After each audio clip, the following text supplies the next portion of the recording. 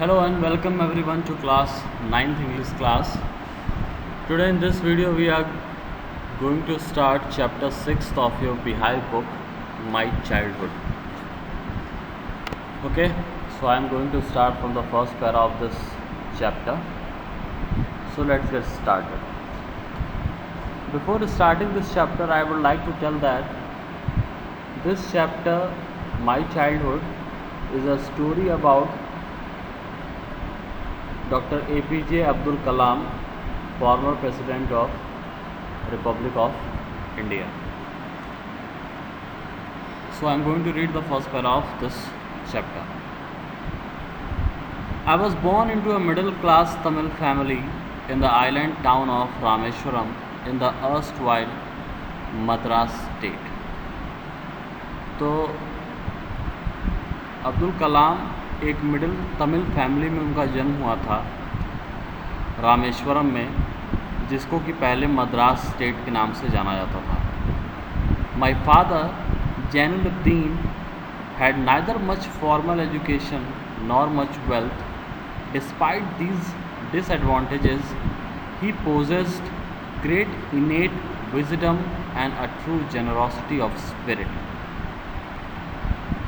अब्दुल कलाम के पिता का नाम जैनुलुद्दीन था और कहते हैं कि इनके पास न तो बहुत ज़्यादा एजुकेशन थी और न ही बहुत ज़्यादा पैसा था, लेकिन इन दोनों के न होने के बावजूद भी, ये जो इनके पास डिसएडवांटेज थी, इसके बावजूद भी उनके पास जन्म से ही इनके पास विजडम था, बुद्धिमत्ता थी और इनके पास ट्रू जेनरोसिटी, रियलिटी में ये बहुत ज़्यादा उदार व्यक्ति थे. He had an ideal helpmate in my mother Ashima.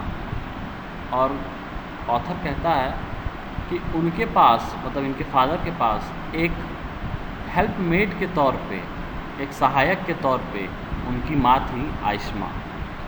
I do not recall the exact number of people she fed every day, but I am quite certain that far more outsiders ate with us than all the members of our own family put together.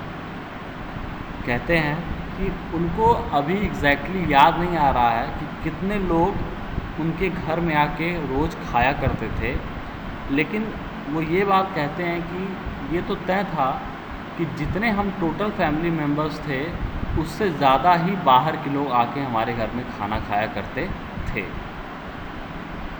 I was one of many children, a short boy with a rather undistinguished looks, born to tall and handsome parents.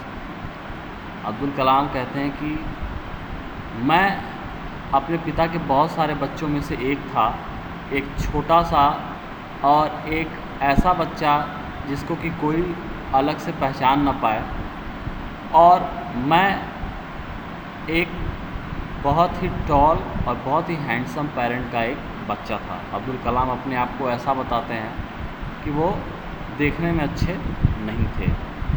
We lived in our ancestral house which was built in the middle of the 19th century. कहते हैं कि हम लोग अपने पैतृक आवास पे रहते थे जो कि 19th सेंचुरी के मध्य में, मिडल में बना हुआ था. It was a fairly large pucca house made of limestone and brick. और बताते हैं कि वो घर जो था वो काफ़ी बड़ा घर था, पक्का घर था, जो कि लाइमस्टोन और ब्रिक से मिलके बना हुआ था. On the mosque street in Rameswaram. Mosque street Rameswaram में उनका ये एंसेस्ट्रल हाउस लोकेटेड था. My austere father used to avoid all essential comforts and luxuries.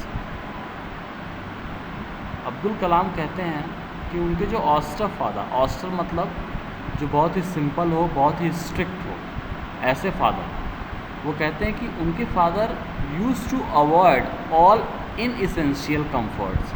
वो ऐसे आराम वाली चीज़ें जो कि बहुत ज़्यादा ज़रूरी नहीं रहती थी, उनको वो अवॉइड करते थे, उनको वो ऑप्ट नहीं करते थे.